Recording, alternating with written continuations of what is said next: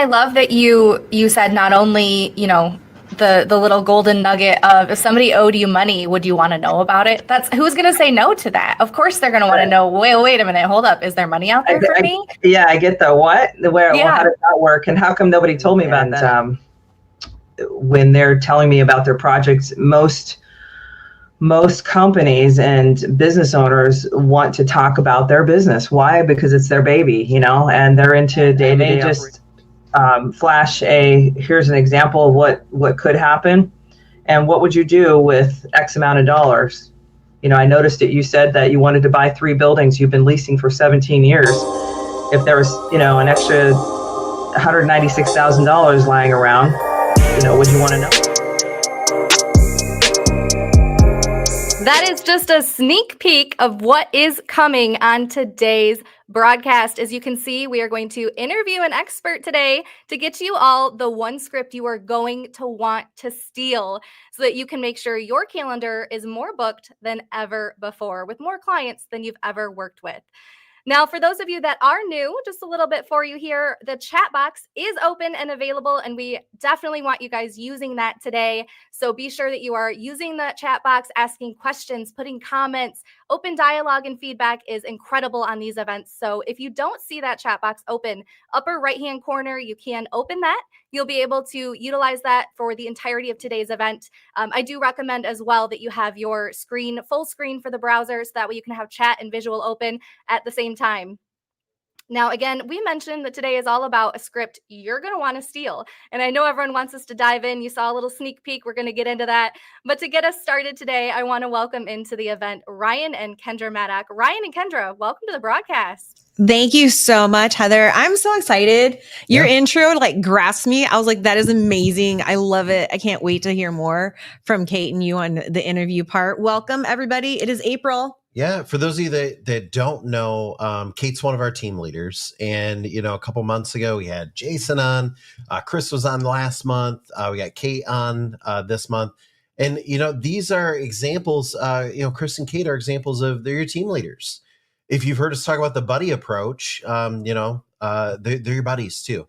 And by buddy approach, I don't mean that Chris is going to go have beers with you. What I mean by buddy approach is if you're a realtor, you're in insurance, you're in financial services, whatever the case is, it gives you an opportunity if you choose to take that approach and say, Kendra, I got a buddy that helps people find tax incentives. Guys, seriously, it doesn't get any easier than that.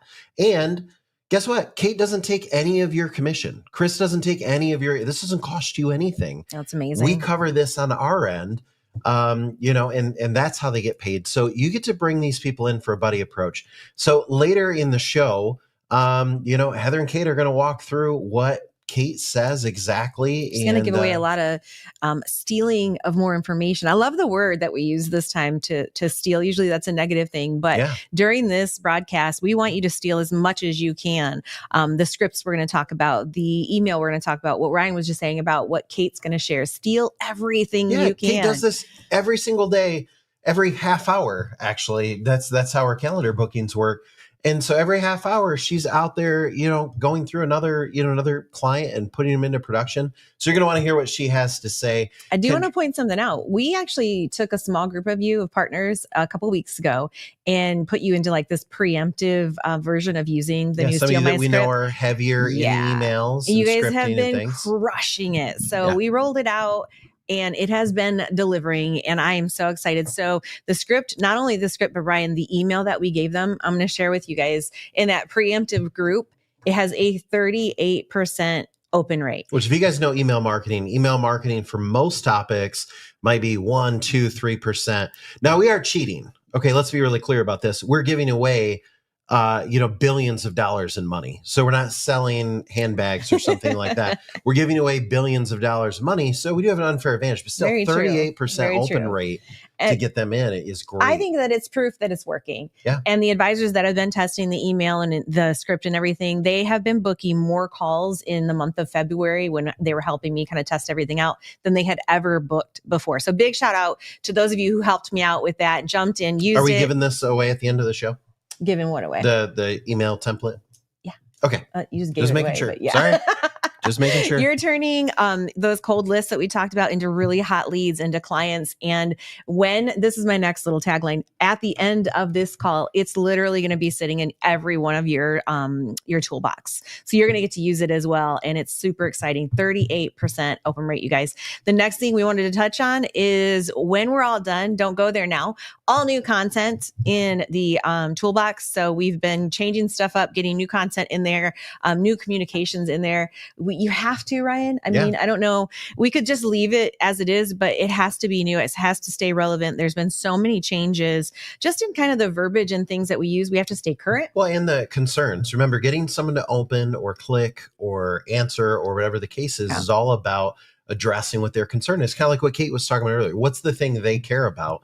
Well, right now, people care about totally different things than they did back in December. Exactly. So we've got to keep those taglines, everything kind of fresh. So everything's new, and we'll get to that later. But we need to talk about what, Ryan? What time it is? It is tax time. It is, and I do want to preface this a little bit because some people might be saying, as of this recording right now, it's the 14th. Tax day is tomorrow. Why is this relevant? Why are we talking about this right now? So let's spend a few minutes before we get to Kate, which is probably in about 10 minutes or so. We'll be quick. It won't be boring. I promise. It's all relevant. It's a tax form. How can it not be boring? Well, I mean, Ryan, we're seeing this right now. And let's be real. April 15th is not always the actual deadline for every one of our clients. There's extensions, there's filings, there's exceptions. But to most business owners, there is this implied finish line at the 15th. And so we take advantage of that when we're talking to them, communicating with them around tax day. It's a pressure, it's an urgency, it's a panic. We're going to explain to you why that doesn't stop on the 15th and why we need to use that perception as our secret weapon and keep moving forward with it. This is what our clients are encountering right now. They're getting paperwork in the mail, bills, maybe, more than that. And they are just in anguish. They're anxious over this cash flow. Suddenly they owe, or suddenly they need to figure out where all this money is going to come from. And they are open to solutions to keep that money in their own pocket, or to find a way not to have to beg, borrow, or steal to pay it. Yeah. And so that's where it puts us right now. And this image that you see on your screen right now, this is my interpretation of what they're getting right now, right, Ryan? We all, as business owners, we get these, especially if you have a medium-sized entity, you'll get usually a cover packet like this from your CPA with everything. But the most important thing on here is there's this box that says you owe. And, this is the amount that you've underpaid for the year. And it rarely is a negative number. It's rarely your CPA says, oh, hey, you know what? You pre-funded too much in quarterly prepayments. Usually it's you owe. Mm-hmm. Kendra, I will say in your example here on the screen, I used a low number. He pointed it out after the fact, but I didn't want to redo what we're seeing across the board. I think it says 45,000. I'm seeing business owners that when they get their packets back, they're getting 200,000, 300,000, 400,000. And the reason why, Kendra, everybody's in a cash flow crisis. Try saying that, for the last year. So what you do is you underfund your quarterlies, and also businesses have had to do larger than normal capital investments, which are not 100% deductible. So in other words, you paid in less in your prepaids. On top of that, your expenses you had were higher, but less deductible. So, you got less deductions to do. So at the end of the day, you owe more money. This is the thing. If someone filed 3 weeks ago, right about now, they're getting these packets. Okay. And, if they're filing right now, then in about 2-3 weeks, they're getting these packets. So this is the packet from the CPA, says, hey, here's your copy of everything. And by the way, when you get a chance, go write this check. Mm-hmm. But Kendra, I'm sorry, go ahead. Which puts them in a very unique position. They are more open now to options for solutions than they've ever been before. I saw someone put in the chat, people have told me to call them back after the 15th. Yeah. Well, that doesn't put you in a bad spot. That actually puts you in a prime position because like Ryan just said, either they owe. I want to pull that up. So Henry Ray has said lots of people told us to call them back after the 15th. This is a common thing. Yep. This is, I think, our 23rd year of April 15th as a company. Mm-hmm. And this is a common thing. And I know advisors get kind of flustered by this, Kendra, because they're like, well, wait, isn't it too late? It's never too late. Mm-mm. Listen, we're always doing studies for people. There is a busier season in between now and the end of May. Okay. then that's when they're getting these tax bills and they're, more receptive. Kendra, I do want to point out too, we have this added dynamic right now that, how do I say? So every night I got to go home and flip on the news and see yet another thing that Doge has found, where whether you like Elon or don't, let's not blow up the comments. That's irrelevant. Either way, I still got to find out that some of my money went to, condoms in the Middle East, or went to something insane that. And so now you just got to picture I just got this packet, right? Not this packet, but it represents a packet. And I just got this packet and I figure out that I'm going to have to pay $300,000 that I don't want to pay. I don't have it to pay. That's money I could be spending on development or growth or anything like that. And now I'm, toilet scrolling or watching the news or couch surfing or whatever the case is.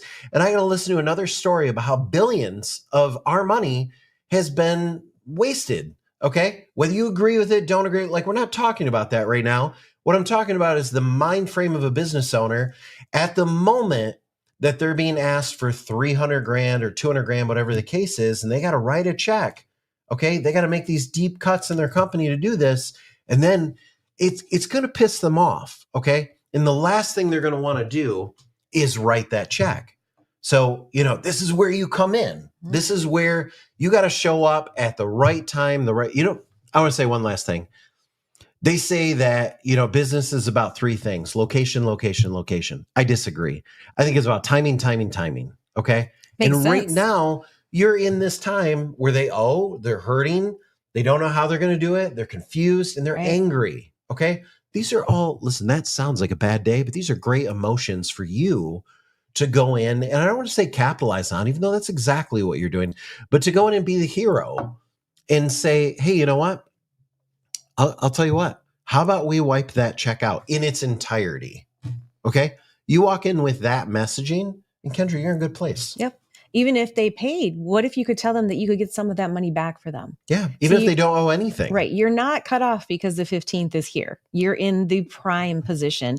Either way, whatever situation it goes, it's cash flow, you guys. Yeah. And there's something I need to point out because I really feel like maybe some of the newer groups are kind of stuck. You don't have to be an expert, guys. We haven't made this system or the process any simpler. You don't have to need any explanation about what a depreciation schedule is. You don't have to get into their books. You don't do any of that. All you need to do is talk to them, say, hey, I work with a national firm that helps businesses like yours recover cash from, and fill in the blank with whichever tax incentive, cost segregation.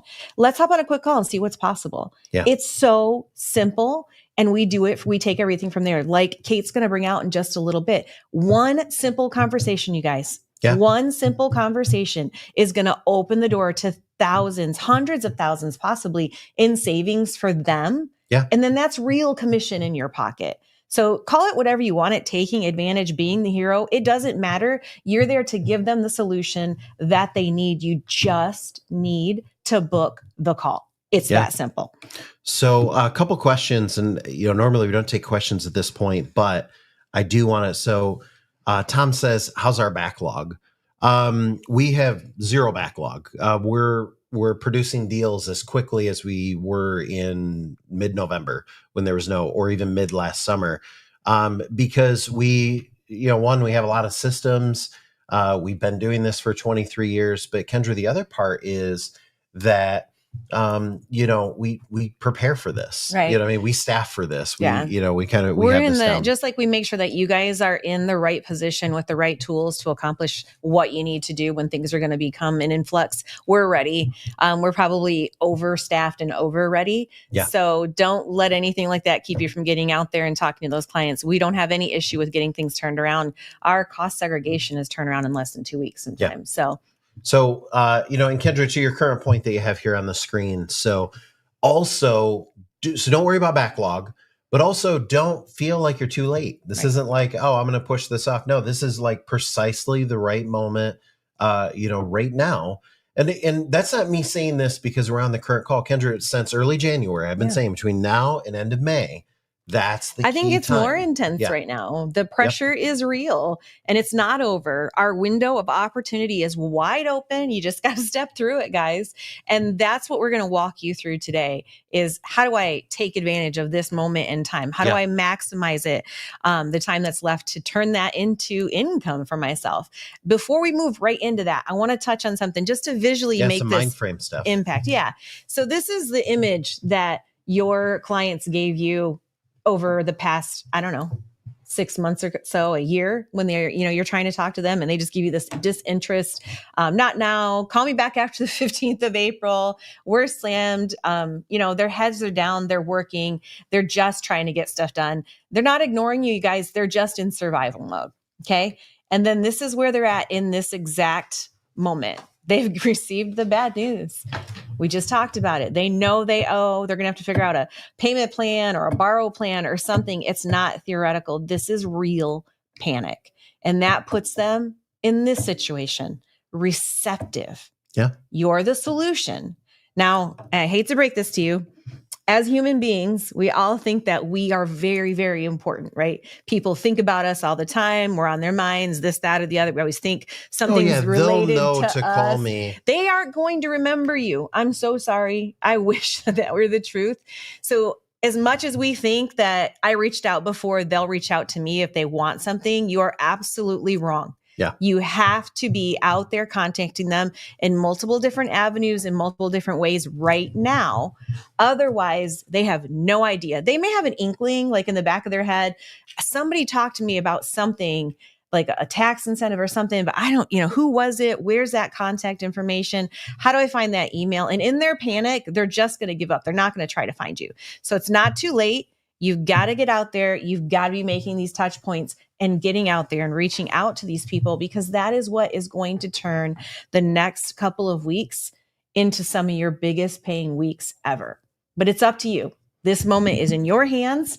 You guys have to take it upon yourself and make that little bit of work, put it into effect. So I hope I kind of went on a little tangent there, but sorry, I had to get up. It's where we are. I forgot to turn. I didn't know why the screens were black, and I figured out. I had shut the wing cameras off. Oh, I was supposed to remind you to turn them back on. I wasn't going to throw you under the bus, but it is what it is. But so, anyways, welcome back, Ryan. I'm glad to be back. But this is your highest earning potential right now, guys. And all of it, my big spiel just now is 100% truth.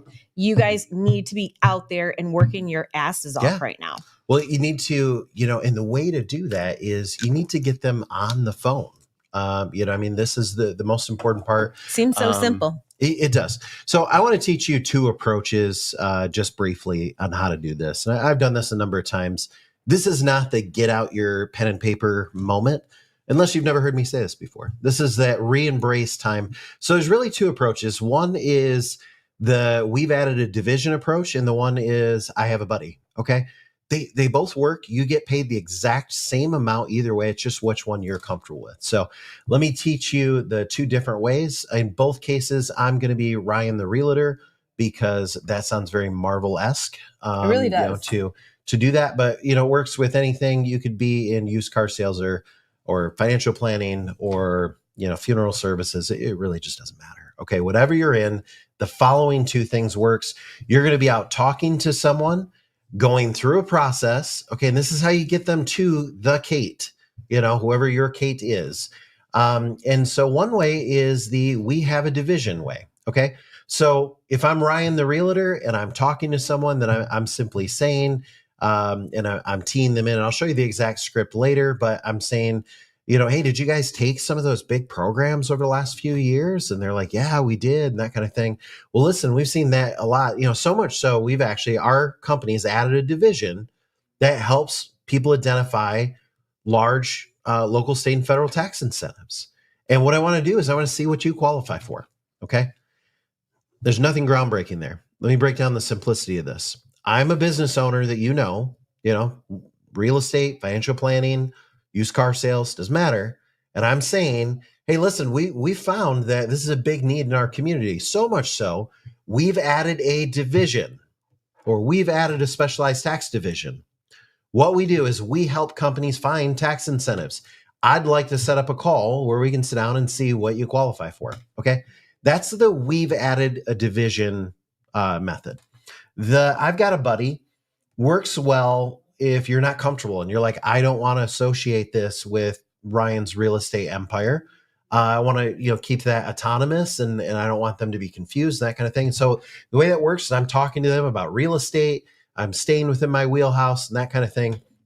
And this is the buddy approach. Okay. It says same pitch, by the way. You're just saying, hey, did you guys take advantage of some of those programs over the last few years, PPP and ERC and things like that? And they're like, oh yeah, we did, that kind of thing. And you're like, oh, I got a buddy.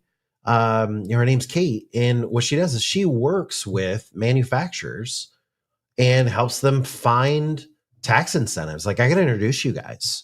And just reach for your phone and you set it up. Okay. Like, and Kate's going to tell you this, but don't wait to set it up until after you leave. Set it up right then. So again, I want to say it again, that we've added a division is simply, we've added a division. This is what we do. I want to set up a call. The I've got a buddy. This is what he or she does. I need to introduce you guys. Neither one of those is sales. Okay. It's not.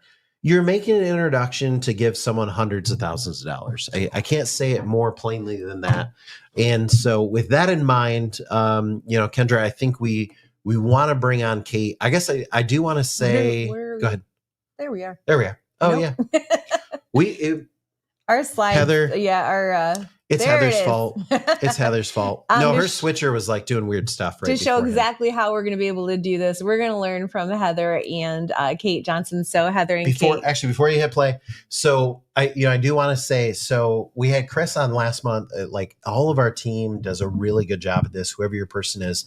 I asked Kate to help us out this month because Kate is actually my team leader. That's who I work with when I have a deal. Nothing towards, Chris or Steve or, anybody else or Dan, but Kate is who I've worked with over the last few years. We started working together really when ERC was kind of coming into its heyday. And the reason that I work with Kate is because Kate and I gel together. Now, some people, because I brought that up a few months ago, they're like, why would I use a team leader? And I got to tell you, for a lot of people, they know me as the CEO. They know me from a consulting role. They know me, from as a news contributor and these different things. They don't necessarily know me from account management, regardless of if I own the company or not. And so even for me, I find it easier than trying to play the expert, because what size company are we if the owner can be gotten on the phone? Like that's just right. What I found for my personal sales. And so, when ERC came out, I wanted to go back to the well on all my manufacturing clients, go get them ERC. And so Kate and I started working together. We gel. And so what I want to tell you is get out your pen and paper, because the thing I like about Kate, and I like this about all of our teams. So it's just, I have more experience with Kate. Kate has these one-line client hooks that just like break down the barriers. Okay. They make people really want to, and Dan does too. And Steve does as well. Everybody's got their own style. But what I like is because they do this like every half hour on the half hour, Kendra, they have when people are like, well, I'm unsure, that kind of thing. Like Kate will just kind of not like bulldoze in a bad way, but she'll just be like, okay, no problem. Why don't we get all the forms turned in and everything like that while you're thinking about it? She has this way of moving forward. Yeah. She never stops. She never loses momentum, and she never forgets to get them booked. It's just insane. Her process works so amazingly. So, So with all that said, get out your pen and paper, write down her hooks, because they work really, really well, as do all of our team leaders. And with that said, Heather and Kate, why don't you guys go ahead and take it away? I am here with Kate Johnson, one of our incredible experts on our team here. Kate, thank you so much for joining me. I am so excited to get to chat with you and hear your expertise. Thanks, Heather, for having me. So tell me a little bit about how long you've been with us, because you're kind of a legacy around here now. Oh, I don't know. About 6 years, I think. It's I can't believe it. The time is gone. And I was just talking about that. I'm like, wow, I think it is about 6, 7 years, something like that. I'd have to look, but I believe it's around 6. So you have a lot of calls under your belt, both as an advisor yourself, as well as being able to coach others. When we say you have expertise, you really do bring a lot of incredible knowledge to the table. Why don't we start out with you telling me a little bit about in your expert role here, what would you say to help get a partner and advisor to the point of being able to book a call with you? Great question, Heather. I think first off is to recognize, number one, that the team leader is really your support and there to support your success. We have every intention of being an extension of your team. So I would introduce us as such. And whenever preparing for an appointment, make sure your device, whatever device you're using, or if it's yourself, the disarming thing to do is just to holistically just remember that we're here to support you and your efforts. And that's what I like to get across to my agents as your partner in crime. We've talked about that on mastermind calls. So booking a call, the simple progress would be you're first having your elevator speech, why you're there, the purpose of your meeting. And if there are further questions, say those are, and acknowledge what those questions are. Always acknowledge. Don't speed through. Don't pull out your device and start, throwing things in their face necessarily, because remember, we're a road to relationship. And when you're a road to relationship, you want to position yourself to say, what are my next steps? Before I leave this meeting, what are my next steps going to be? And what I like to say is, before I leave this meeting, I want to make sure that I book a call. What does that look like? A member of my team who's on this all day, every day, she's an expert at what she does, she'll be able to answer those questions. Those are fantastic questions. So we're going to address all those and more. So let me take a look at a couple of dates and times, and then I'll have my device in front of me, and either I'm next to them or I'm on a Zoom call, and I'll give 2 dates, tentative dates and times. What about Tuesday, Thursday? Because you're looking directly at my calendar, which syncs with your calendar. Everybody's going to be invited. You want to set the expectation that on this booking a call, we're going to revisit this conversation, because maybe the conversation we're in right now, we only had 5 or 10 minutes to talk, because as we know, most business owners are caught up in their day-to-day operations. And so once you're done there, just say, hey, great, I respect your time. We're going to come back on Tuesday, Thursday next week, and here's what we can expect.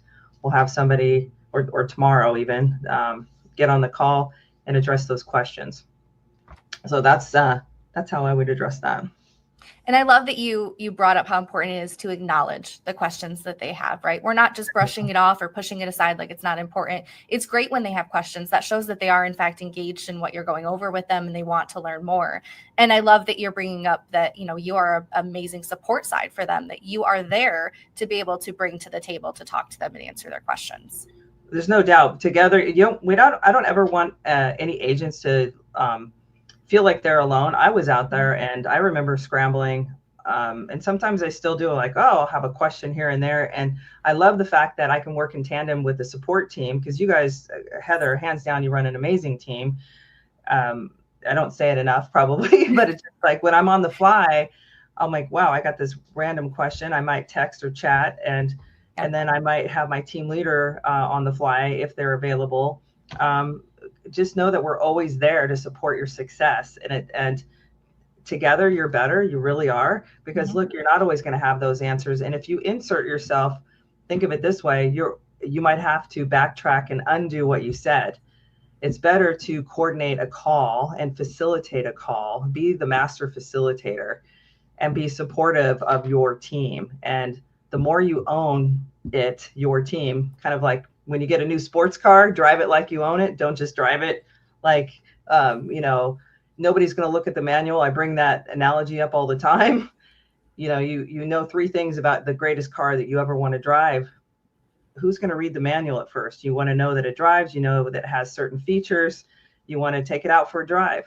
So when you take it out for a drive, have faith that your team member is going to be on that call supporting you. And if you really want to make sure that your team leader is aware of that call ahead of time before you go down the street, and maybe it's in person or whatever the case may be, let your team leader know. Communicate. All things success will come with communication. If there's a breakdown in communication, what can you be doing about your communication to the team leader and to your prospect, whether it's a strategic partnership, whether it's a prospect for building, personal production. You might say, hey, I meet with a manufacturer this Thursday. Just want to make sure, this is what's going on. Over communicate. It's okay to over communicate in an email. Asking questions is a good thing, because the more you ask, the more you stumble and fall. Believe it or not, those who make more mistakes are more likely to grow and expand. That's just my philosophy. And that's where I'm at. And Kate, because you've done this so many times and you've kind of given us, what you would do to help somebody get to that point in terms of helping them as a partner, what would you say on the flip side of it, you in front of a client, to get them to that point of wanting to book that call as well? What specifically would you be able to say, or like your little elevator pitch, so to speak, to them to help get that person to the booking a call point as well? Yeah, great question. So I can think of many times where I've first introduced myself. Who am I? What am I about? And after I give that elevator speech, I don't know if you want me to share that as well, but I'll get into taking a tour of their place. And, as long as they're interested in hearing what I have to say, because I might mention that, if somebody owed you money, would you want to know about it? And there's $2.3 trillion available out here, and I'm just in the neighborhood. I give a sense of urgency. This stuff happens all the time. We know Main Street businesses are always on the lookout for more cash flow. I'll ask if they it's very conversational, believe it or not. And when they're telling me about their projects, most companies and business owners want to talk about their business. Why? Because it's their baby, and they're into day-to-day operations. And as far as they're concerned, they have a CPA for this, they have a operations manager for that. And maybe there's a distant owner of the company, but they didn't know what they didn't know. And that's okay. So after I'm done, I might show a quick video of Ryan or Kendra on the 1 minute all-in-one tax management system, just to give an idea. Like I'll say something and I'll say, here, if they don't want to listen to me, I'll give an example, just because I don't know what they're mesmerized, and it's a lot of information maybe at once. And I know I have a little bit of time. I may or may not bring out my device in the first meeting. I may just explain a few things, and I may just flash here's an example of what could happen, and what would you do with X amount of dollars. I noticed that you said that you wanted to buy 3 buildings you've been leasing for 17 years. If there was an extra $196,000 lying around, would you want to know about it? Well, yeah. How come my CPA doesn't tell me about that? Well, that opens up a whole other can of worms, and we get into it, and then it's like, well, that's a lot to think about. And I love that you said not only, the little golden nugget of, if somebody owed you money, would you want to know about it? That's who's going to say no to that? Of course they're going to want to know, wait a minute, hold up. Is there money out there for me? Yeah, I get the what? Where? Yeah. Well, how does that work? And how come nobody told me about that? Well, I'm just putting in brass tacks terms. I mean, there's, because I'm not going to say there's $1 trillion where I can say our area of expertise is this, but that sometimes that goes over the head. The word tax might be a turnoff. The word, some things are overused. Even cash flow can be overused. So you got to be not only conversational, but be yourself, honestly, and disarming, and whatever that may be. If you were in their shoes, what is this about? And do I always want to pull out my device and shove it in their face? No. I mean, because you want to be personable, because it's like, look, this is what I'm here. This is who I am. First, they want to trust you,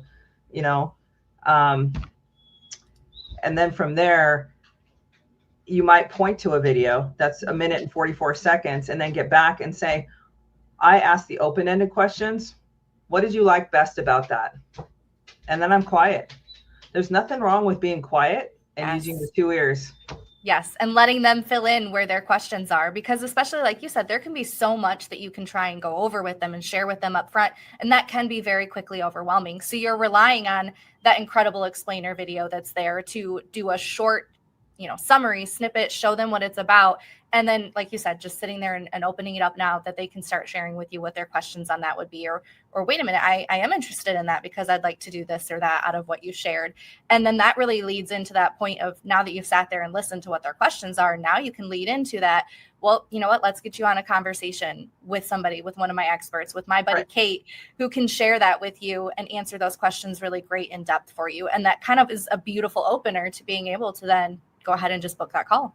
I go back into, we've talked a lot about a lot of things today, and I know there's a lot to take in. It's like drinking through a fire hose. I get it, because your eyes are like saucers and you're looking at each other. It might be two owners saying, what do we want to do with this? I'm not looking for an answer right this second, but you're processing, and that's a good thing. So there may be other questions that come up. So this is where I'd like to say, I'd like to book another call. There's a member of my team, that's Kate Johnson, that's an expert at what she does, and she addresses all. There's going to be more questions, trust me, in the next 24 to 48 hours. So, what days work best for you? And I want to book that before I leave that call. I make sure and tell myself before I leave that meeting, let's book a call. That's what more than anything, what am I going to say? How am I going to say it? And Kate, don't forget to book a call. And if they're not ready to commit, what is the best way to follow up with you? How would you like me to follow up with you? Remember that open questions. And they go, oh, 2 weeks, call me back, or I'll call you. Sometimes the handshake is an aggressive handshake, with the CFO, and they're like, okay, I don't really need to have my hand. That will happen too sometimes, but you're prepared for what that follow-up needs to be, what that next step needs to be. Absolutely. Yeah. So there's what have they got to lose? Remember, what have they got to lose? This is something that was patented many years ago. It's got street credibility. $37 billion was put back into Main Street many years ago. Over time, it's constantly working, the past, present, and future. This is a TMS is a system. So if they don't want to, and look, I get it. If they don't want to click on something because, everything's stranger danger, there's other questions. So what would it take? First of all, if I said to you, if somebody owed you money, would you want to know about it? Well, if you want to get there, and this is something you can tap into, and then, this is the way it goes. And like any other software, there may be there's a minimum fee, monthly fee, but we don't even have to go there. We're going to do a preliminary quick study. And on that, you get to ask questions. You get to be in control of this. So I want to remind you that everything we talked about today, nobody's going to do anything without your formal opinion, or, just so that you have a professional opinion yourself. You get to review this. And I know time is limited, and there's time value of money. So that's why I want to respect your time now. And the next step was just to have that candid conversation and revisit this, because I know the first meeting should always be, that's really exciting. Can I get back to you? When you have that, you have them, that you've struck their interest. So that's a good thing.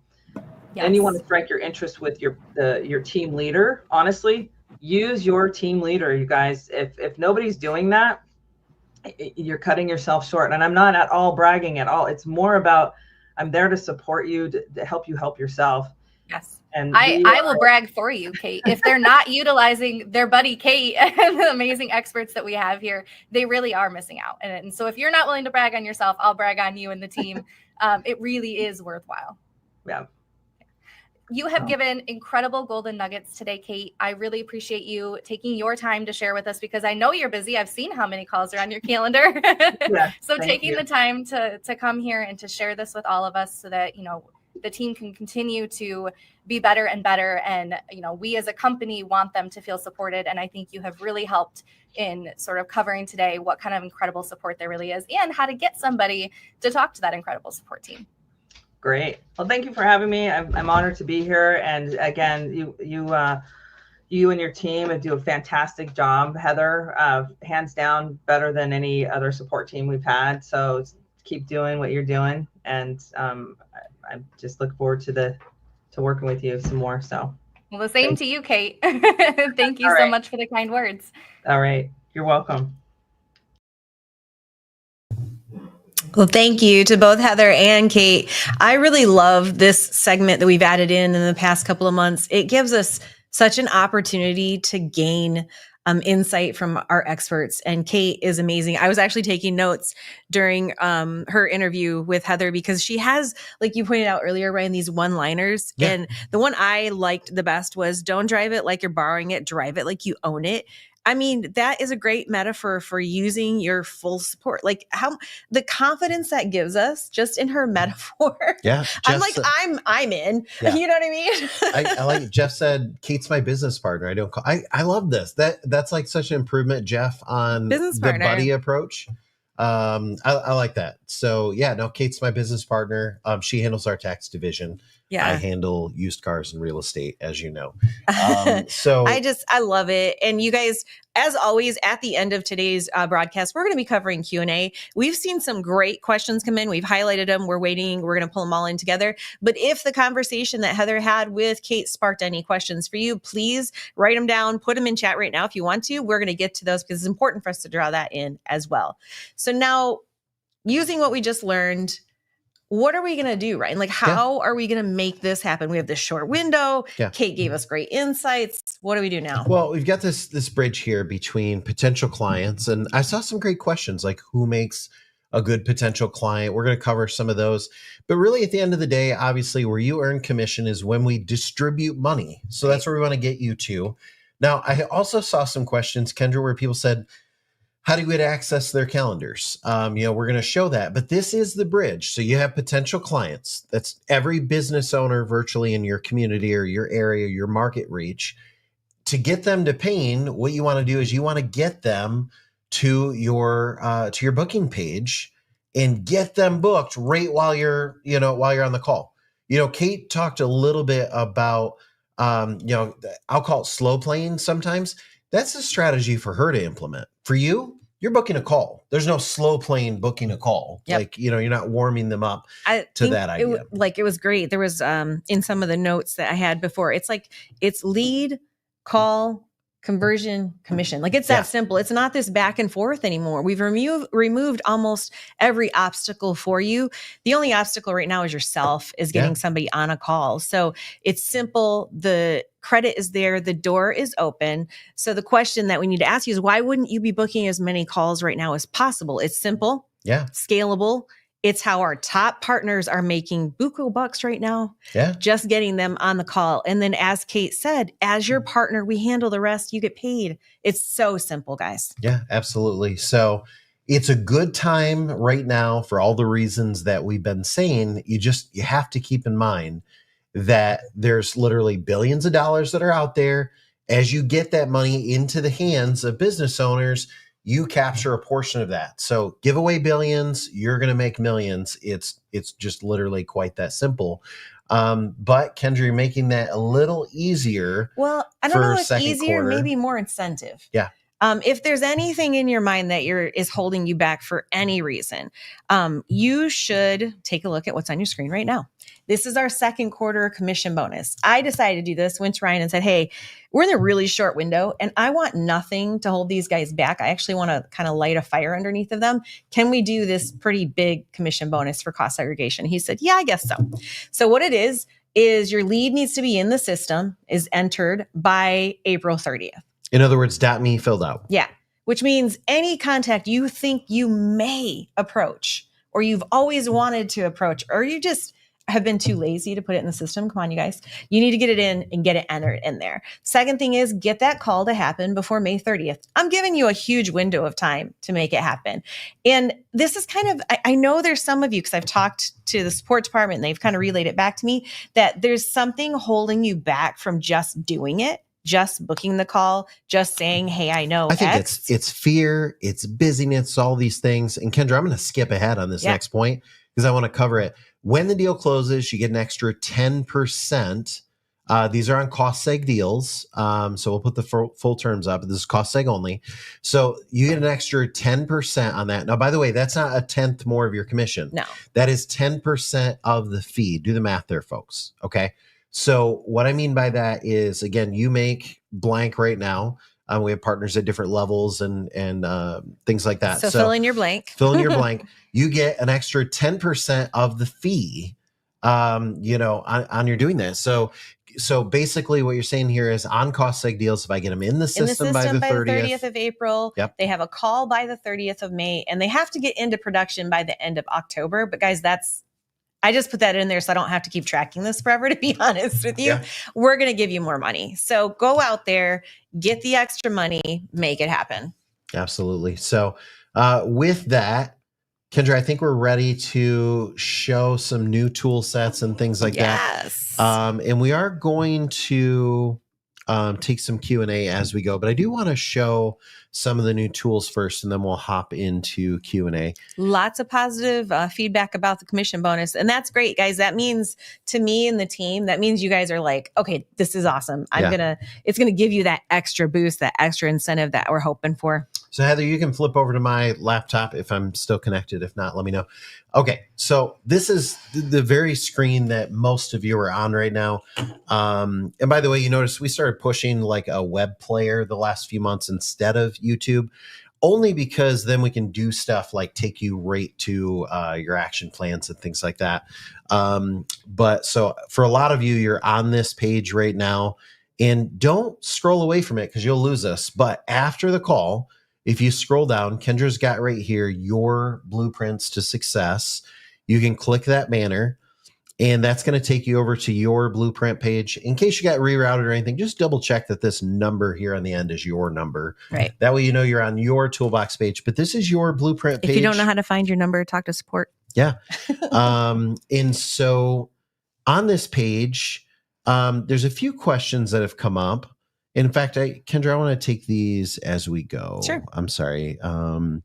So you're going to see as we move through the blueprint page, those of you who've been using it consistently, I've been trying, and the team, we've been trying to keep the visual, like kind of the feel of it consistent. Yeah. But you'll notice we did a lot of changes this month, and we formatted it, I think, in a cleaner way. Yeah. If that makes sense. So one of the things I saw, and forgive me, I was looking for is, do we find that there's certain industry? Oh, it's right there. Oh, it was way early. Yeah. There we go. What industries do we see the most effective implementation and employment tax credits? How about quick serve restaurants? So good question there from Lee.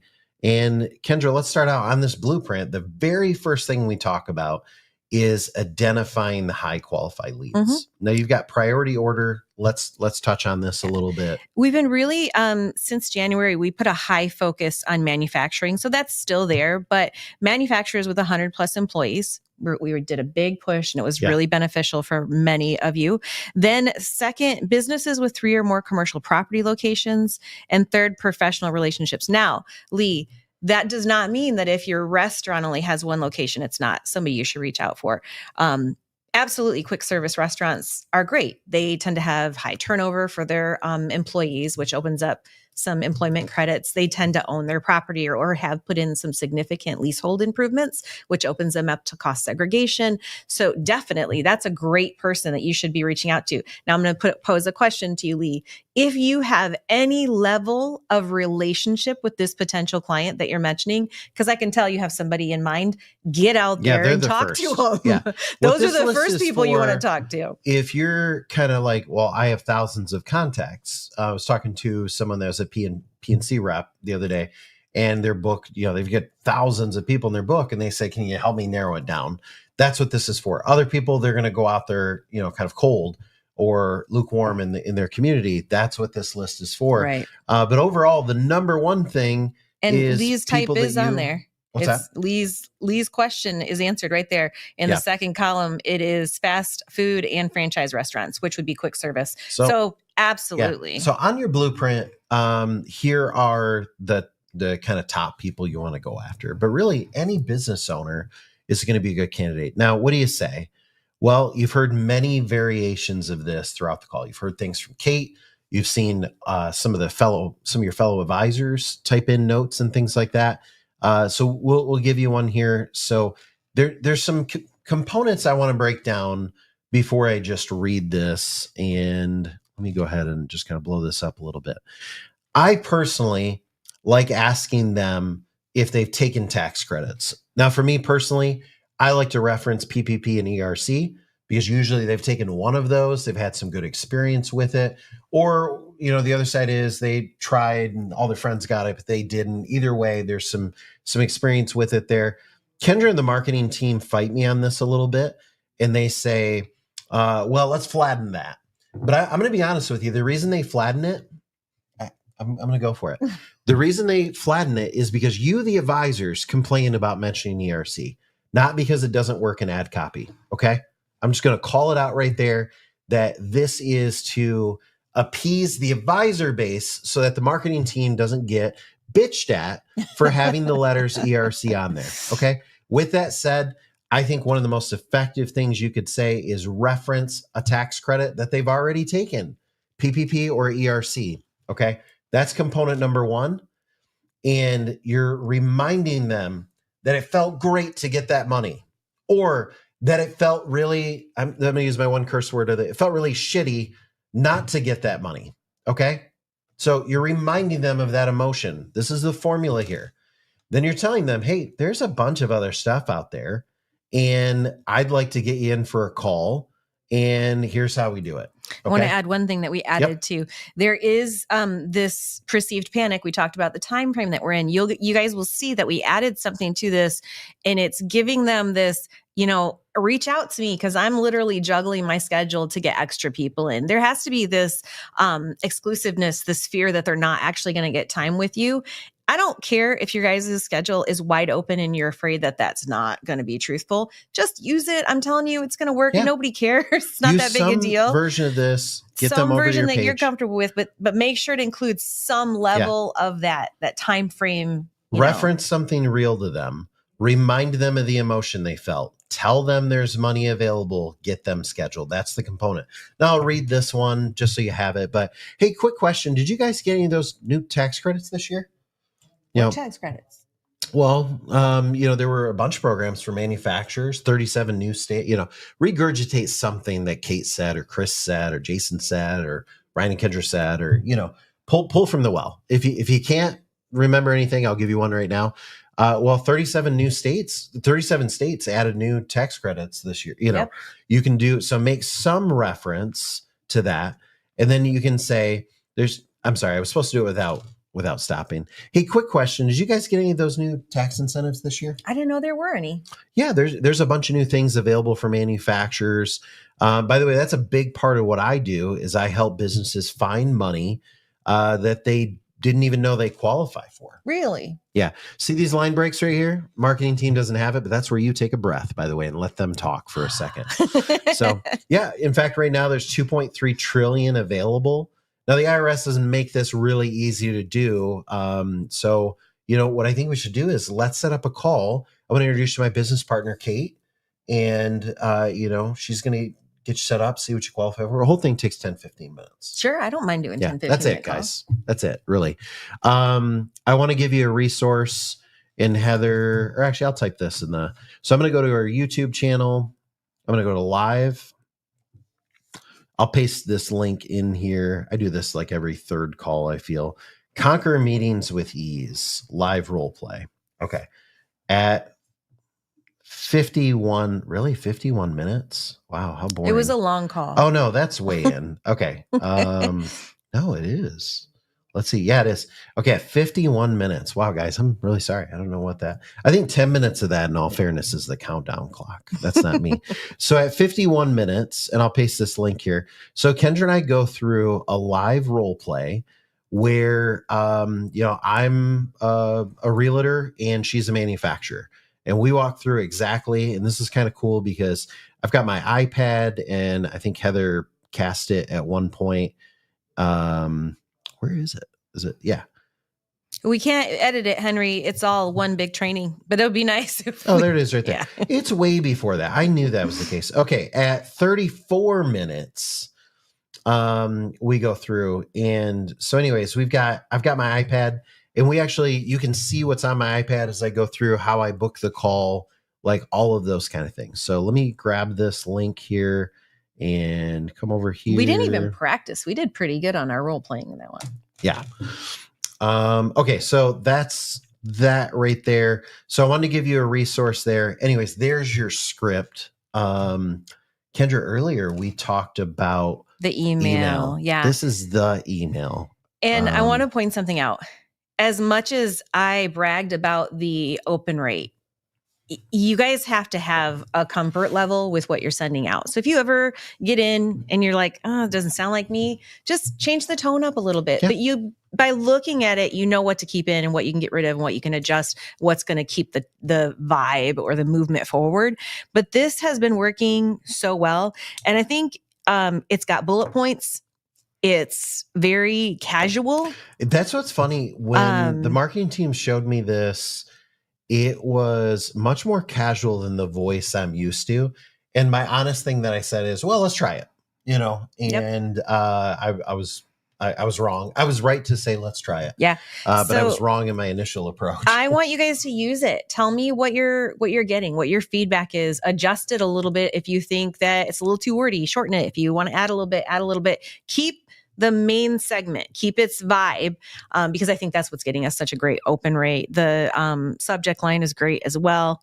So now these are going out lukewarm. We're not like cold blasting these people that have never heard. These are generally people that have, heard of us before, or we did an initial view, but you could send this out cold as well. Yeah, you can adjust a little bit and it would work for that. Yep. I love this email and I can't say more good about it. Obviously, it leads into more conversation if you're not immediately connected. And that's what I added. We're going to get to show it to you here in just a minute. The email page in the toolbox has been completely redone. Yeah. It took my team several weeks because we had to test and everything, but you'll find to kind of add on to this and make it even more impactful. All those emails over there for both everybody who's in premium, you guys got some cool new stuff to play with. Everybody else, I even updated all of those regular emails that are there too. Everything's amazing to be used over there. Yeah. So this is all on your blueprint page.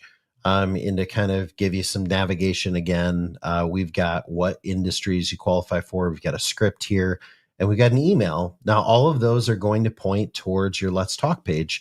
Now, Kendra, remember, this is your personal, calendar booking. And that leads me to a question I saw several times during Kate's conversation is, how do I get the live calendar booking? Do they use Calendarly? No, it's all built in.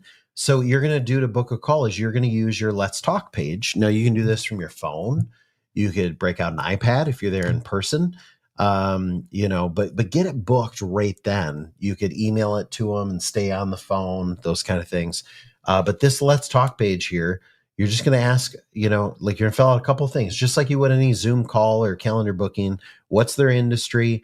And Kendra, the way to kind of tee this up, you say, hey, listen, I want to make sure my business partner is set up and maybe can pull some initial numbers for you. I always used to say, I want to make sure she's prepared or he's prepared for the call. I just have to ask you a couple quick questions. They never have a problem giving you the information that you need. Yeah. So good stuff there. That is all found on the very page that most of you are on right now.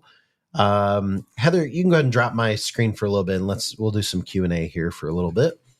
So, Kendra, I don't know if you've got an initial one. I want to answer Denise's question. Yeah. So Denise, oops, that's Lee. Sorry. He popped one in under it. She says, so no more using the calculation page just to get them on the call. Could you pull that back up for just a moment? I want to point something out. Go ahead, Heather. So Denise, great question, because for years we said, get them to calculation. At the end of the calculation, they'll have the option to book a call, right? Now we're saying book a call, book a call, book a call. But do you recognize the page? So manufacturers, this is employees, the calculator. It's just framed as a calendar booking. Yeah, we're just kind of tricking them into giving us the little bit of information that we need to get them on the call. This is the calculator. So we're just kind of changing the focus to get them on the call. Yeah. We're going to ask a couple questions. Boom, boom, boom. Now, I will tell you, don't be disappointed with what I'm about to say. A good chunk of people, despite the fact that we're saying, hey, book a call, let's talk, a good chunk of people just buy before the call. Does happen. It does happen. And, we get advisors that somehow say, hey, my client was on the page and I sent them there and they signed up and bought and uploaded all their, great. We still do the call. Then it just becomes an edification and looking for other programs. Okay. Your business partner, Kate, Chris, Steve, Dan, and whoever your business partner is. You know, I know for some of you, you're working directly with Jack, you know, things like that. Whoever your business partner is, your team leader, your buddy, whatever the case is, they don't mind. In fact, they love it if they show up and the deal's already done and in production. Gives them a chance to edify the process. But so good question there. Heather, you can drop that, although I may. Since we're on the same topic, I'm going to throw this question in. Chad says, the calculation doesn't include R&D, correct? No, that is incorrect. The calculator absolutely includes R&D. I'm not sure why. Maybe I'll tell you what it includes: WOTC, R&D, the other Section 41 startup credits, WOTC, all the local, state, and federal tax incentives that are a part of that, disaster ERC for the years that it qualifies for, cost segregation. It flags them for a state if they come back in a state that does have it. But most of those have to be manual because they're changing so much right now. Once but it flags it so we can do it. We flag them for property tax abatement. It's literally, when we say 100 local, state, and federal programs, it looks at over 100 items. So yeah, those are all there. I love Henry's suggestion. He said, if they buy ahead of time, still get on the call, edify them, and ask for 3 leads, ask for some referrals. That is a great. I want to clear some questions while you're looking, or some comments that I saw while you're looking for the next question. So, Robert said earlier, and this is while we were talking earlier, you need to touch base 10 to 12 times to get their attention. Robert's been around for, as long as I can remember. He's amazing. And he closes deals. Yeah. And when he's in here talking, you guys should pay attention because he does have some great information and he's used the systems.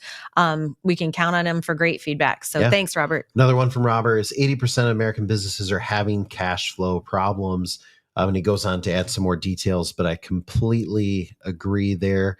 Don, we were talking earlier with Doge, people are peeved about paying taxes. Absolutely. I think this has opened up a new side and you need to be there to capitalize on these emotions that they're having. Good, bad, or ugly. The current situation politically does feed into the way people feel. And that is what feeds whether or not we can get in touch with them emotionally. Yeah. Robert, same type of thing. I really like, I've been using local, state, and federal incentives for years, and it's a great way to kind of comment in there. So, Rick, should we be pushing the book a call calendar before or after we introduce them or encourage them to take time to do the calculator? Here's the thing, and Kendra kind of mentioned this.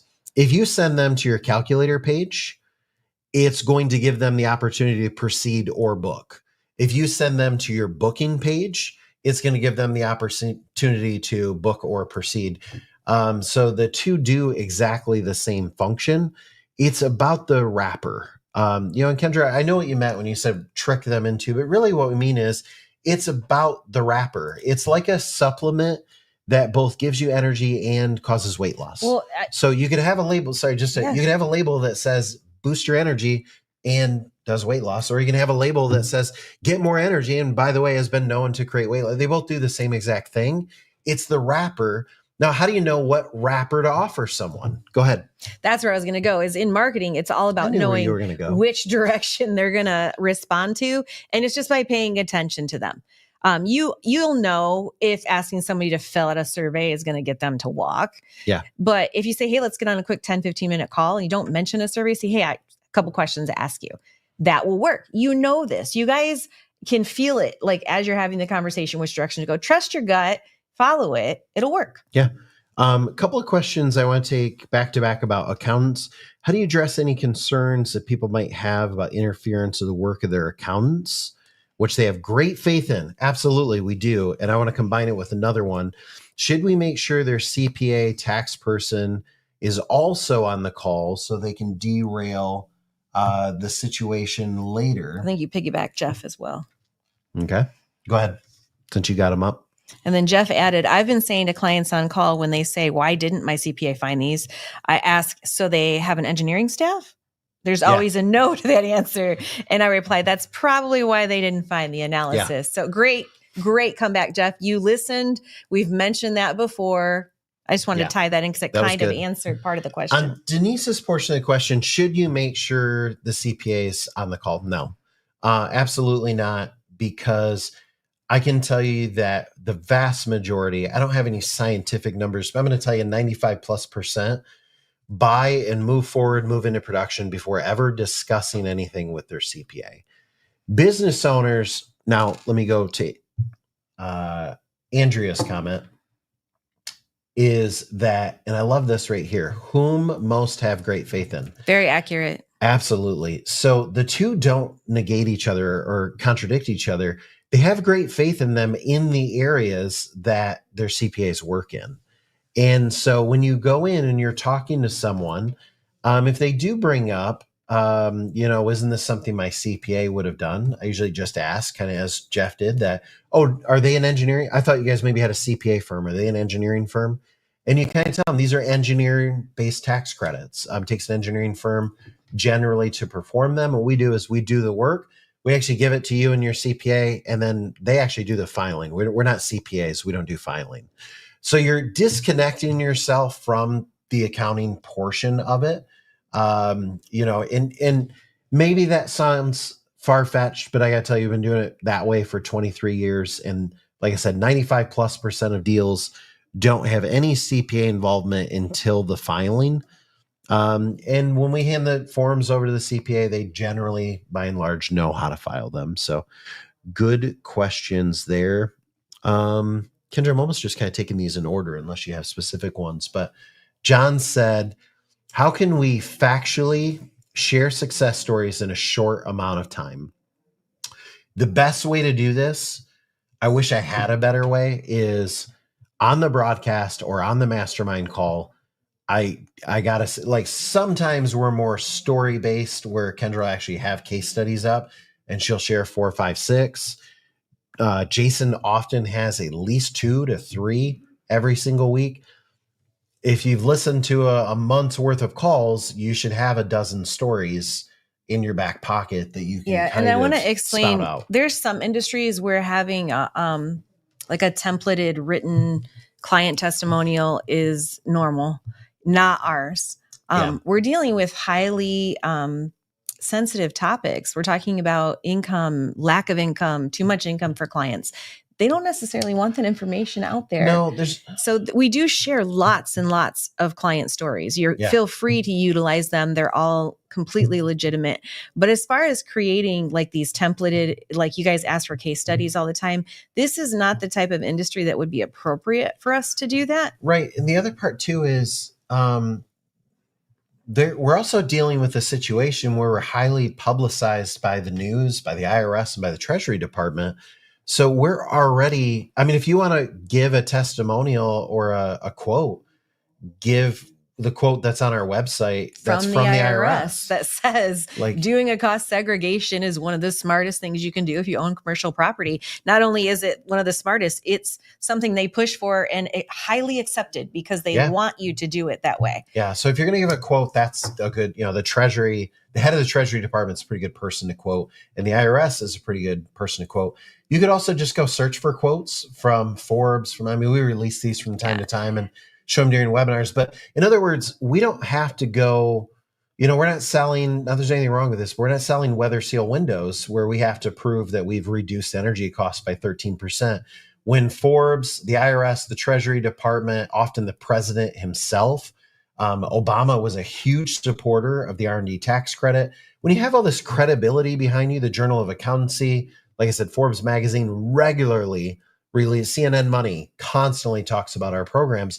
So when you have the case, I don't mean that you don't have to go say, look at Sally who did this and benefited from. The buy-in and legitimacy is already there. It is. And listen, if it were an obstacle, we would be producing it for you, like bottom line. So good question on that. The short of that is, listen, there's stats and things that you got to, go through the work, kind of writing those down and pulling those in. So Felipe? Yeah. Felipe was asking, how do we get to her calendar? And I think he was talking about Kate.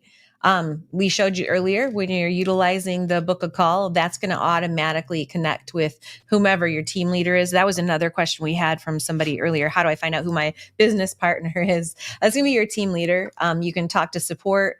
If you don't have a team leader, they'll be able to connect you and show you how to make that possible. Yeah. Clayton, what's our current conversion rate? So this is something we track globally, and we do release it from time to time. I can talk about it a little bit. the first like caveat I want to give is this does highly go in with how warm your client is or how well you teed it up. So, there's people that have lower and there's people that close almost all the time. But as far as from a global standpoint, at this time of year, we're typically in the high 30s. So, you'll hear us on calls say 37.5% or 39% or 34%. Those are all accurate numbers. We are data junkies here, and we watch the KPIs like crazy.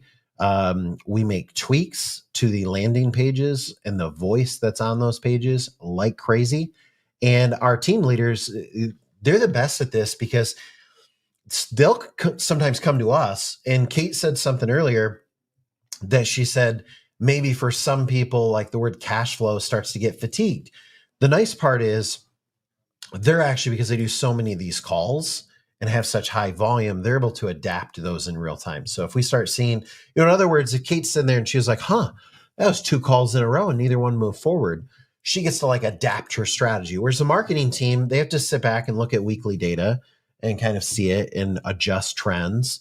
But I guess what I can tell you is we're always watching the news. We're always watching Google Trend words. We're always watching and changing things and that's why it's important. The toolbox is this living, breathing thing. I had somebody say, well, can I go there and print off the toolbox? And it's like, it'll be different next week. Yeah. I mean, just because something worked last year doesn't mean it's going to work in the current environment and political situation and, business situation that we're in right now. So we have to be aware of it. We're constantly adapting, as Ryan said. But the short answer, Clayton, is mid to high 30s at this time. In the summer, it will slump a little bit because business owners, they wear flip-flops, go out on their boats and go on vacation all the time. And it's just harder to chase them. And then in the fall, it kind of peaks back up. But currently mid to high 30s. So I've never done this before, right? Click questions without reading them first. So Heather, I guess, if there's something bad here, like, delete them before I get to them. If we had any curse words or anything like that, because only I'm allowed 1 curse word per. You can't curse in the comments. We'll boot you for that. So I haven't even read it yet. Should we focus on TMS when our first contact with the business owner?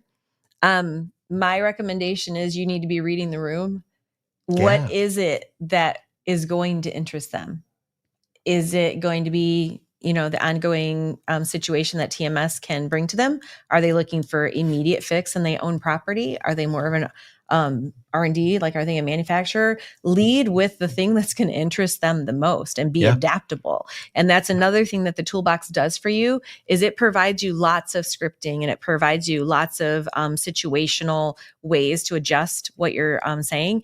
And I've always recommended is to get in there and practice some of the scripts on people and have somebody throw you a curveball and something like that. So then you learn how to read your client. What are they? What's their goal? What's their issue right now? And then move forward with the thing that you think is going to capture their interest.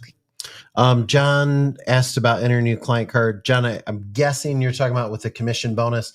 So by booking a call, you enter them on your Let's Talk page or your calculator page. That automatically creates a client card. So I think what John was saying is, hey, in order to qualify, the client card has to be created by April 30th. That automatically gets created on either your Let's Talk page or your calculator page. I think that's also Reed's question is navigating the client prospect card. Is there some training? There absolutely is. I want you to reach out, Reed, to the support department. They'll give you everything you need. It should be quick and easy. Heather does a great job of keeping the database up to date with either videos or physical walkthroughs, and they'll help you with that with any questions that you might have. Yeah. So that is a good one. I lost my window. Sorry. Next up, we have Sam. Well, that's a long question. Yeah. Sam. Go ahead, He says, I have a restaurant owner who's still waiting for his ERC tax credit. Not unusual, Sam, unfortunately, which was filed 2 years ago. He needs the money to open an additional 3 stores, trying to move him along. Suggestions. This isn't anything that has to do with... I think his money went to USAID. It's nothing on our side. Everyone's aware of the situation with ERC. And what I would see, or what I would do, and you're going to add to this, I hope, is look at his current situation. What is his current? what Does he other own programs? properties? Has he done cost segregation? Is he in the manufacturing field? Is he industrial? Is he, look at what's available right now. And that's a quick turnaround for him and see if we can. Let's talk about this for a second. So when ERC came out, at first it was taking about 30 days to process, and then it was taking 90, and then it was taking about 6 months. Then it went back down to 30 days, 60 days. So if you were along on that roller coaster ride, we would say how long things were taking. For the majority of the time, it was taking, maybe 60 to 90 days to process, not by us, by, return. And then what happened is towards the end, all of a sudden they came to like a screeching halt. And I joked about it going to USAID, but like, I kind of think it actually went to FIB, the federal infrastructure bill. And I mean that legitimately. Biden took the money, what some people would say illegally, because it was money that was promised to the taxpayer that they filed for. They went out there, and we as a company, we did our hard-earned work to file for those. But here's what you need to know. For 90% of the time period that ERC was available, things were flowing really quickly. There's some people that jumped in the 11th hour. And I have two things. Don't say this, Sam, to your client, but you shouldn't have waited so long. I was saying that to people for 8 months beforehand, that we're coming up against the deadlines. It's going to get bottlenecked, and Biden's talking about getting rid of it. So get your stinking application in. What we've seen is that some people got them in towards the end of that deadline. And then Biden was like, hey, I'm taking away the last quarter. So you only have this quarter now. And then we filed in accordance with the FIB that he told, federal infrastructure bill. And, we did that legitimately. And then all of a sudden in mid-October, he was like, hey, by the way, I'm moratorium, but it'll be back in January. And then January came, but guess what? This is crazy. We've had numerous clients. I was hoping you were going to add in that. the last month. In the last month, reach out to us and be like, hey, I got your, to the point that several dozen clients. Hey, guess what I just got in the mail? Yeah. So we returned on our, I can't say too much, but we have some methods we use to track payments and things like that. We hadn't been actively tracking because for like a year and a half, FIB, a big old FIB from Biden was going on, the federal infrastructure bill. What are you guys thinking I'm talking about? So a FIB was going on from Biden, and we weren't hearing anything. So we weren't even actively really watching this. And then all of a sudden, people started getting money again. So listen, if you got a client out there, I'd have them reach out to the IRS, because there's like 76,000 people that may have a job next week, may not. And that's no fib, by the way. And so really good question there. I got time for 3 more. No matter how good we do on time, Kendra, somehow I got the answer for Basil, so when I get to him. Well, let's just skip to Basil then. Go ahead. So Basil says, what's a one-liner to describe cost segregation? Basil, I'm going to give you 2 one-liners. One is more pithy and one is very to the point and professional. Cost segregation is a tax strategy that accelerates depreciation on parts of your commercial property, unlocking immediate cash flow by reducing your tax liability. Professional, to the point, simple. Something a little fun. You could use, maybe give a little personality. Cost segregation turns your building into a cash machine. It's unlocking hidden tax savings, putting money back in your pocket fast. Both are accurate and both work, but pick the one that you like the best. Yeah, absolutely. 2 more I'll take is Gabriel and Chad's. So I haven't read this in a minute. Does the GMG team mention the tax credits they can apply for the 3 previous years? You're talking about R&D? Probably. Gabriel, I guess it depends on when you're talking about do we mention that on a client production welcome call? Absolutely. Do we mention it in the upfront sales and marketing? I like what you said earlier. I think it might have came from Kay. I'm not sure. Is read the room. Mm-hmm. And so when you're being conversational with them, I like to say we look at hundreds of local, state, and federal tax incentives. I'd like to book a call, set up what you qualify for. If that works, then stop talking and book the call and go through. If they dive in and are saying, well, what kind of tax credits? That would be my same. If they're educated about it and they ask you about it, sure, mention it. If not, you're going to talk yourself out of moving forward in the conversation. So don't add complications that don't necessarily need to be there. they're looking at a specific number if they've moved through the calculator, or they're going to get on the call and talk to the expert. Don't add a complication that doesn't need to be there. It's that bottom line dollar amount that's going to get them excited. Yeah. If they mention it, say, yeah, I think you're talking about the R&D tax credit, and definitely you can get 3 years back. Yeah. That's as simple as you need to expand on it. If they want more, say, I'll let the expert talk about that, my business partner, when we get on the call. Yeah. Second to last question, because Chad, I'm not ending on a fee question. I'm not dodging it either, but I'm not ending the call on it. Can you review the how to finesse the half? You said pay up front, but that's actually not accurate. No, it's not. Versus our services, our contingency basis. So, and why do you have to finesse it? With cost seg, let me go look at this. So cost seg benefit. It's all about how you present it. And if you feel like there's an issue there, Chad, they're going to pick up on it. And there's no issue Heather, with can you cost bring my seg. laptop up? Client doesn't have an issue with this. And Ryan's going to explain why as he shows you. Yeah, what? We've been doing this for years and most clients. So what I will do is I will type cost seg benefit. What I do is I clicked help. And so I'll just go with the first one. How can cost seg generate immediate cash flow? The only reason I want to bring this up is because, Chad, I don't want you to think I'm making up the answer. I wanted to pull it up and show you that Heather made up the answer, not me. So cost segregation, I'm not going to read the whole thing. Let me find the part. Okay, that's way too many words. Let me summarize for you. Henry can summarize it. Yeah, well, go ahead. Henry said cost seg equals brings money from future depreciation, unlocks it now for use now. I agree with that. Let me deep dive a little more. So, all right. Without me going through, because that's a longer article than I kind of wanted to, but so simply put, Heather, you can go back to just screen. Let me explain. Yeah. So it's, let's say last year, 2024, in January, February, March, all throughout every quarter, I'm paying money in, and that money, while I'm paying it in because I don't want to pay interest and I don't want to owe a bunch at the end of the year, it's not technically due until I file, even though you get penalties and things like that. So for a lot of people, they've had money either sitting extra money in a payroll account, money in a holding account. That's how we do it as a company. We have a holding account that we shuffle money into that's separate from our payroll account. But a lot of people just use their payroll account. Their payroll account's way overfunded from what's actually withdrawn from it. Other people, we also, in addition to that, pay in quarterlies, and things like that. So, throughout the year, let's say that I've paid in $700,000 in taxes throughout the year. And so that's sitting out there. And here it is. It's March 15th. I think Heather added a note here. Yeah, there we go. She's so it's now March 15th, and I'm going to file. And so all year long, there's this true up that happens around April 15th, and it looks like this. You've prepaid in, let's say $650,000 throughout the year, but I currently owe, and my CPA says, hey, you owe $750. So, okay, so I owe $100. That's that difference, okay? But I prepaid in $650 of this. So there's a couple of ways cost seg is immediate.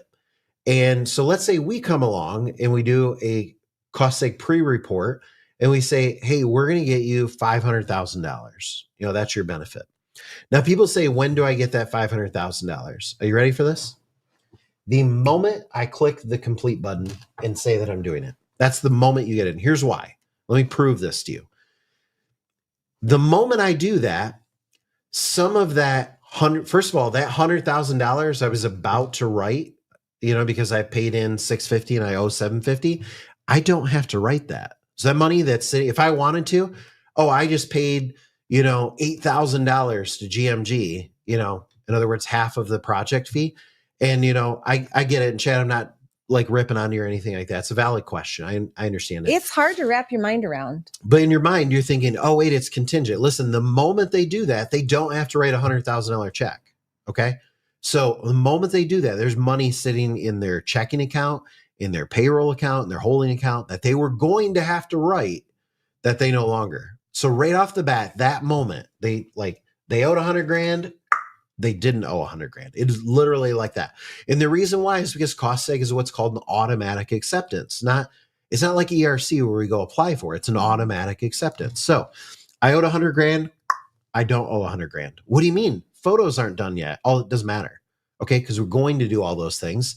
And I no longer am going to have to write that $100,000 check. So right now I paid GMG maybe $8,000 or something, and 100 grand I get to go spend any way I want.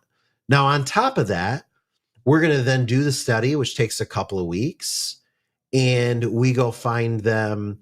We give them the documentation, and what does their CPA do? They say, hey, you know what? Not only do you not have to write that check for 100 grand, but on top of that, you're going to, have another $400,000 that we prepaid in that we're going to claw back. That's maybe going to take 30 or 60 or 90 days to do, but they don't care. So what do? They write us another check for another 8 grand. Okay. Now, Chad, I can tell you, and I'm going to kind of blow your mind with this, but it's a real stat. You can ask Jacqueline Onassis. She will tell you this is a real number. Did I say it wrong? Jack's last name? Oh my gosh. You call her Jackie O. I always call you Jackie O. So sorry. That's her nickname in here, you guys. Sorry. All right. All the love, Jack. So anyways, you can ask Jackie O. And she will tell you that last year, I'm going to get the number slightly wrong. It was 76% of our people that bought cost seg bought it without talking to a single human. So that's my last thing for you, Chad, to tell you that your easiest way with this is to, not really get too much into it, because generally the client doesn't. The last piece I'll give you is, Chad, worst case scenario, you can't navigate that. Have your team leader do it for you, because they navigate this all the time, every single day. I have never had a team leader call Jack or Kendra or Heather and say, I got this deal. They really want to go, but they won't do it under the fee structure. Literally, been doing this 23 years. I've not had a single client who's ever not went because of the fee structure. And Chad, you won't be the first. So good stuff there. Chad, great question too. I appreciate when those come through. Like I'm ripping on you, because I'm not. Listen, if I'd be confused about it too, except, I've been doing this for a really long time. That's a legit question. Yeah. Our last question is, and I'm going to reframe it a little bit. So Holland says, how does Trump's boost applied to our findings?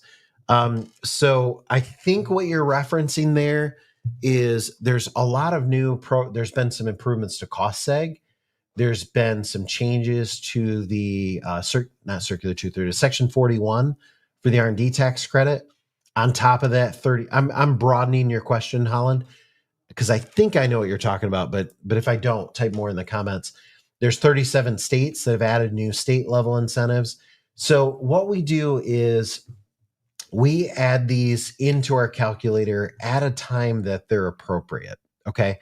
Some things, like a new state tax credit, this has gone through proper channels. It's been ratified, and it's in effect, has an effective date. Those things we tend to put in.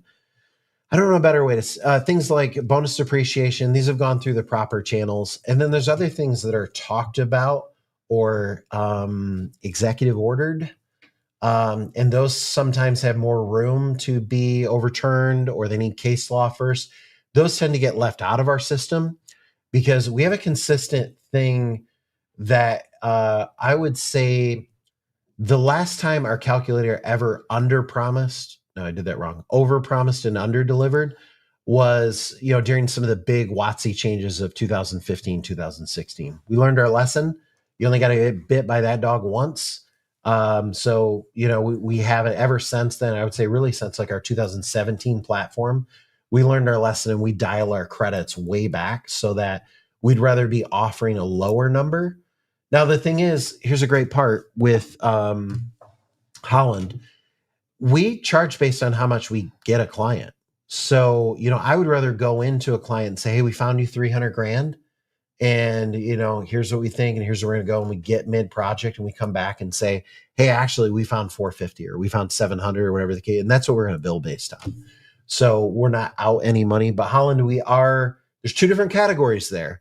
There's executive order stuff, which we're careful on because it can be overturned. It doesn't have case law. Nobody necessarily understands how to calculate it. Listen, we're going to do the work. We're going to bill on it. We're going to get them the money, and that kind of thing. But then there's state programs, local programs, WOTC changes, Section 41, stuff that's gone through, I shouldn't say the proper channels. That was the wrong way to word it. the traditional channels. They've gone through the state house.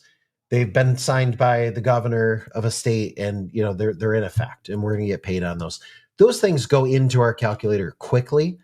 Other things we tend to sit back because we'd rather under promise and over deliver, because we get paid based on the end deliverable anyway. And that doesn't mean that if it's something that's in play, we're not actually looking at it for the client. Yeah. There's many things that we're going to look at that get flagged that may not be in that initial calculation. Yeah, absolutely.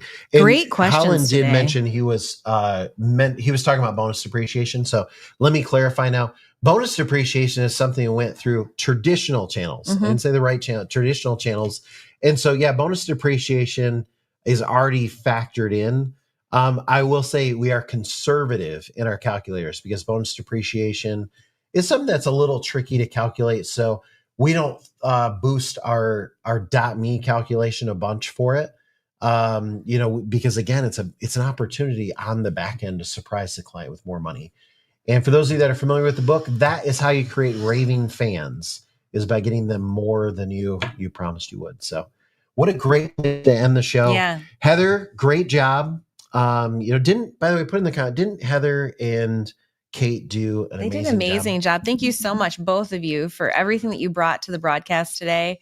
Yeah. And I think I always do this, but I always want to thank you, because without the feedback from you as partners and advisors, we don't have anything to feed off of. Yeah. And I think that you are a great audience. You stay engaged, you ask amazing questions, and I can tell that what we provide to you is useful and of benefit, and you find worth in it. Yeah. And thank you for that. Before we close out, I got to tell everybody this. So you always get so nervous. So about 3 minutes before sound check, I went to Heather and said, Heather, I've had a family emergency come up and I have to go, but the slides are all there. All you have to do is sit in my seat and read the teleprompter, which if you guys can't tell, I don't have a teleprompter. I do have a teleprompter. Actually, I just don't, I'm looking at it right now. I just don't, it has no words on it. I don't use a teleprompter. But I said, there's presenter notes, there's an outline, you'll be fine. And Heather handled it. I had no family emergency or anything like that. I just loved getting her heart racing. Ventilating from a room away. What are you talking about? She did so well, though. I was surprised. And you just sometimes got to get the blood flowing 2 minutes before the call. But yeah, so literally 2-3 minutes right before the call, I told her, I said, Heather, I gotta go. Like, come. All you gotta do is sit in my seat. My red clicker is there. My notes are on screen. You'll be fine. And then I literally said, you got this. And I went to walk away, and she did so good. Heather, I'm so proud of you. She was a little, I mean, she was freaked out, but she was like, okay, all right. Like, yeah, like I can do this. So good job, Heather. We love and appreciate you. You and your team are amazing. Without you, the broadcast would not happen. You're amazing. No. So good job. All right, everybody. We will see you next month. Thank you.